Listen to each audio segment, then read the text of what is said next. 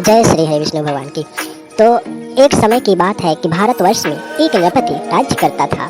वह बड़ा ही प्रतापी और दानी था। वह नित्य प्रतिदिन मंदिर में दर्शन करने जाता था। वह ब्राह्मण और गुरु की सेवा किया करता था। उसके दरवाजे से कोई भी निराश होकर नहीं लौटता तथा वह प्रत्येक गुरुवार को व्रत रखता एवं पूजन करता था।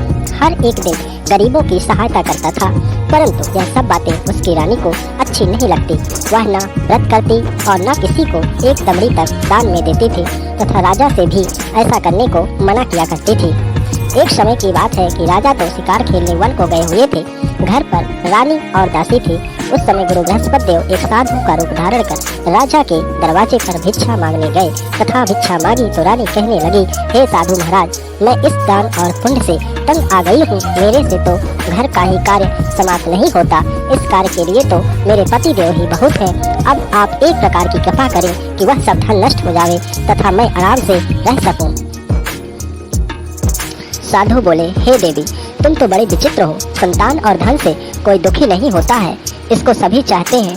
पापी भी पुत्र की और धन की इच्छा करता है। अगर आपके पास धन अधिक है तो भूखे मनुष्यों को भोजन कराओ, प्याऊ लगवाओ, ब्राह्मणों को दान दो, धर्मशाला बनवाओ, कुआं, तालाब, बावड़ी, बाग, बगीचों आदि का निर्माण कराओ और निर्धन मनुष्यों की कुमारी कन्याओं का विवाह कराओ और अनेक यज्ञादि धर्म करो।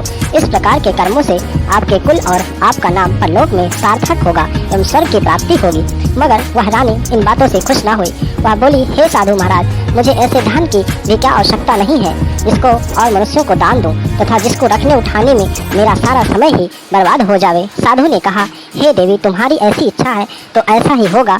मैं तुम्हें बताता हूँ, वैसा ही करना। बृहस्पतिवार के दिन घर को गोबर से लेपना, अपने केशों को धोना, केशों को धोते समय स्नान करना, राजा से कहना वह हजामत करवाए, भोजन में मांस मदिरा खाना, कपड़ा धोबी के यहाँ धुलने डालना। इस प्रकार 7 बृहस्पतिवार करने से तुम्हारा सब धन नष्ट हो जाएगा। ऐसा कहकर वह साधु महाराज वहाँ से अंतर्ध्यान हो गए।